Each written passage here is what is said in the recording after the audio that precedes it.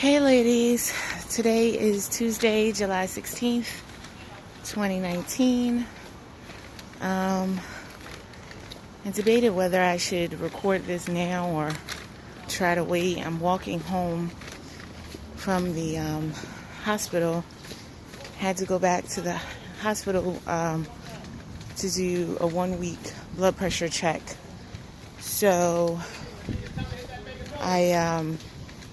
so you might hear background noise and other people outside, but just so frustrated. I just wanted to kind of record this and get this whole thing out and off my chest, I guess.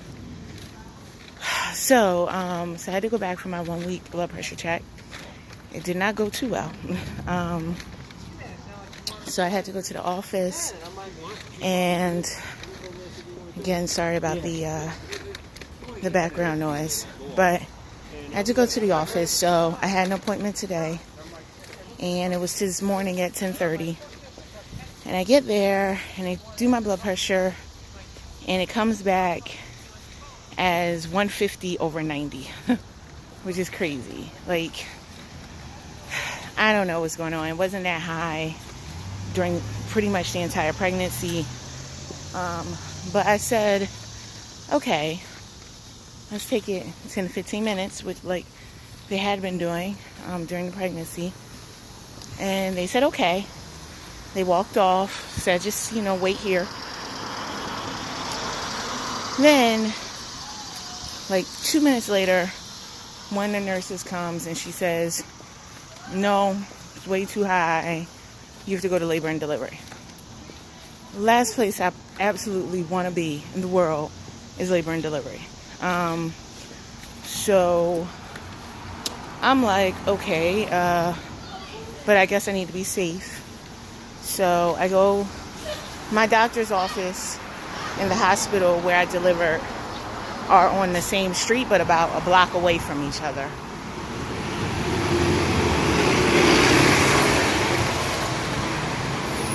Sorry, trying to let the buses pass by. So I go to labor and delivery, and I don't know. I know they're going to do some labs to check and see if I have preeclampsia or preeclampsia, or whatever it's called. Now, my understanding is that you can get it postpartum. When I was discharged from the hospital, they did tell me that I could get it postpartum, but they said it was rare. And then, but it's rare, but it's more common in women who did not get it while they were pregnant, if they were at risk of it when they were pregnant. So I'm there. I come there. I walk into labor and delivery. Not pregnant, right? I'm not pregnant now. And I walk in, and they're like, okay, well, we need to do some labs, and that'll take 1 to 2 hours to get back. And I'm thinking, okay, and if they're normal, then I can leave, I'm guessing. But it ended up becoming a whole day thing. Here I am. It's now, I don't know, 7:30, almost 8 o'clock p.m. This was from 10:30 this morning. I'm just getting home. Luckily, I'm not even home yet, but luckily I was allowed to leave.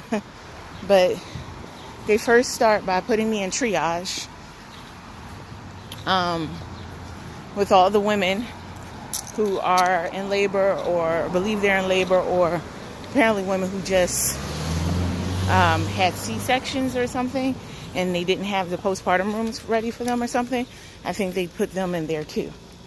Or if they just given birth some way and they didn't have a postpartum room yet, they were sticking them in there. So here I am with women, screaming and moaning with contractions, and babies crying, and all I want to do is go home. So I'm like in tears. I am bawling, which does what for my blood pressure? Like, I am literally bawling. And they keep saying, oh, just try to relax and calm down, or what have you. So the first blood pressure that they took when I got to triage was actually really good. It was, well, not really good, but in comparison to the 150 over 90, it was 129 over 80. And so I'm like, had they just taken it twice at the office, maybe it would have been fine. Maybe it wouldn't have, but maybe it would have been fine, but they didn't. So now I got to go through the whole production. So they hooked me up to the blood pressure monitor, just like when I was in labor. They, of course, there's no fetal monitors now. They put the heart rate monitor thing on me, and they put an IV in. So I'm like, this ish just got real. Like, I have an IV. And they're taking all these tubes of blood so they can run labs. And they asked me to, pee in a cup like you do when you are going to your visits when you're pregnant, because they want to see if there's protein in my urine. They say that this is going to take at least 1 to 2 hours to get back all the lab work. So while I sit, I need to relax. But of course, I'm not going to relax. And my husband's home with the baby. I don't know. I didn't anticipate being there more than a few hours. I mean, not even hours. Like, I anticipated going, get my blood pressure checked, I don't know, and go home. So he's there with the baby. And, I mean, yeah, he's capable, but he's never been left alone with the baby. I mean, I haven't actually ever been left alone with the baby for the most part. We've both been home since she's been born. So I'm hesitant to call him because I don't want to stress him out and freak him out while he's taking care of her. And I called my mom, and I'm telling her I'm here in the hospital, and she's all freaked out because they're saying, oh, we don't want you to have a stroke or a seizure. And don't get me wrong, I don't want me to have those things either. But I don't know. I just wasn't expecting the day to turn like that. And so, of course, the blood pressures just kept going up. So I had that one goodish one at 129 over 80. But everything else was crazy. I mean, I think at one point I was up to like 168 over 105. That was after like crying fits and stuff and not wanting to be there as I hear everyone celebrate their babies or give birth. I can literally hear them counting down the pushing in other rooms where they're doing the 10, 9, like they were doing when I was pushing. I hear all of this, and I'm supposed to calm down in triage. Now they give me some earplugs and one of those eye mask things to try to help relax. I'm trying to relax, but it's just not working. So then after a couple hours, my husband's calling me trying to find out what's wrong, what's going on. So I tell him what's going on. And of course, he is fairly emotional. And he gets, he's upset, and he's kind of, you could tell he's crying because he's really worried. As we know, black women have a higher percentage of death from childbirth, which includes after childbirth. And he knows that, and we have spoken about that, even with hypertension. So he is aware, and we've spoken about all of that. And, I think he was just really worried because very recently we had read, and maybe this is what we get for reading, we had read an article about a woman who had given birth and then died within a few weeks after giving birth due to hypertension. So I'm sure that's in the back of his mind. So, so he's home with the baby. He can't come to the hospital because he has to stay with the baby, and we didn't have anyone else to come help with the baby.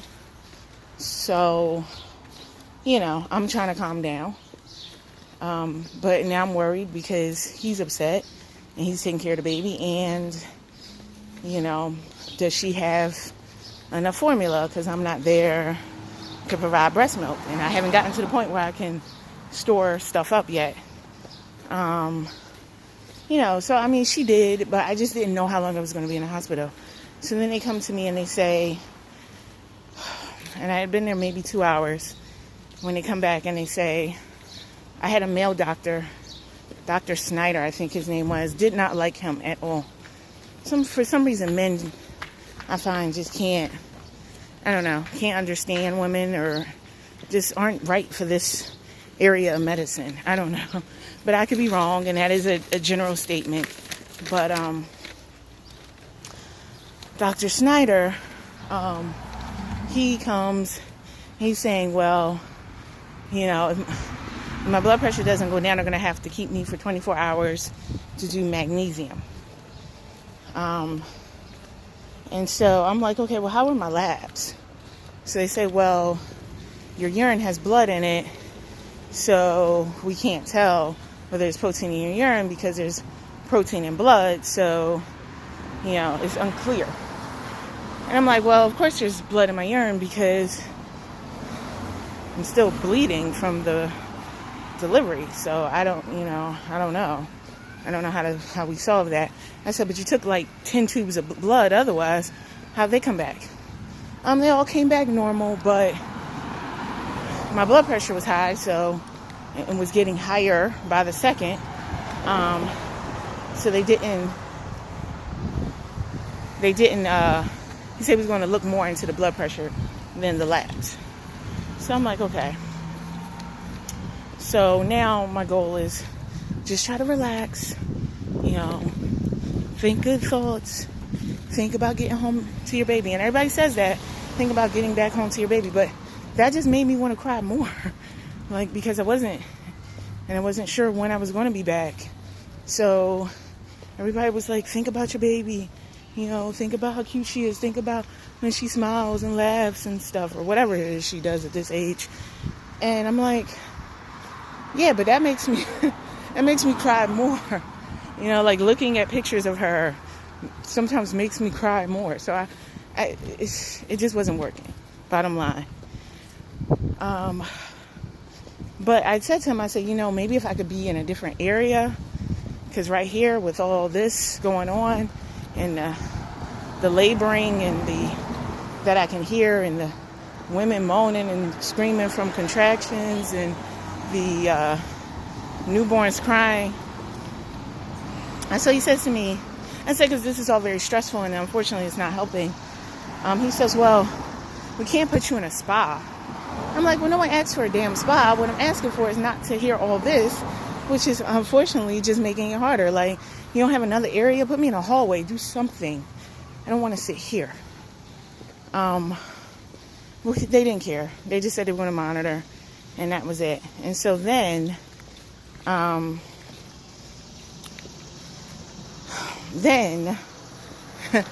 they just kept monitoring, and it just kept going up.